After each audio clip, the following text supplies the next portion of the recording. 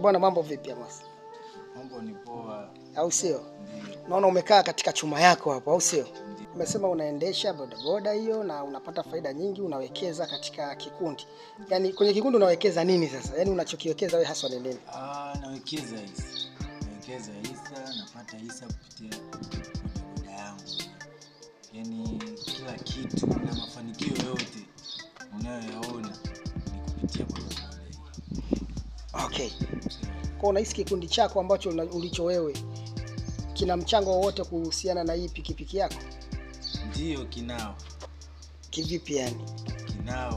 Kinao mchango mkubwa sana. Kwa sababu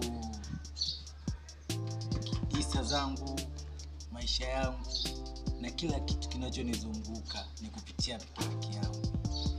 Kwa pikipiki yangu ndio inanipa hisa katika kikundi changu.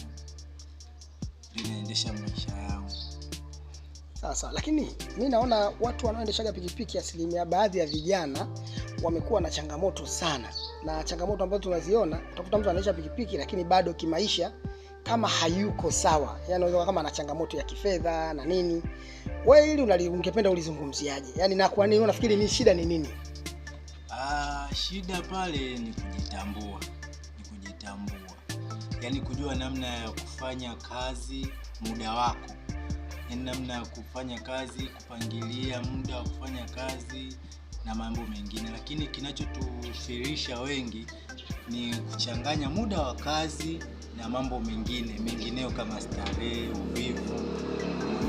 Kama mtu una chombo na unaleta uvivu, haufanyi kazi, ukienda kidogo, ukipata hela kidogo umeridhika, hauwezi kufanikiwa. Kwa hiyo utakuta maisha yako pale pale. Lakini ukiongeza juhudi ya kufanya kazi, ukajiwekea akiba, umeona, ukajiwekezea, mambo yako yataenda vizuri tu na kila kitu kitabadilika.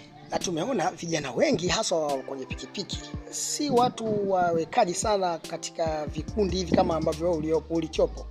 Wewe unaweza kuwaambia watu labda upo kwenye kikundi gani, labda unapata na hizo faida ambazo unazipata, au ungependa kuwashauri nini vijana ambao hawapendi kujihusisha na hivi vikundi ambavyo vya kujiwekea akiba? Mimi ninachosema, mimi nawashauri wajiunge na vikundi. Vikundi vinasaidia sana. Yaani kama huwezi kuweka benki, huwezi kuweka nyumbani, basi ukijiwekeza katika kikundi utapata faida nyingi sana.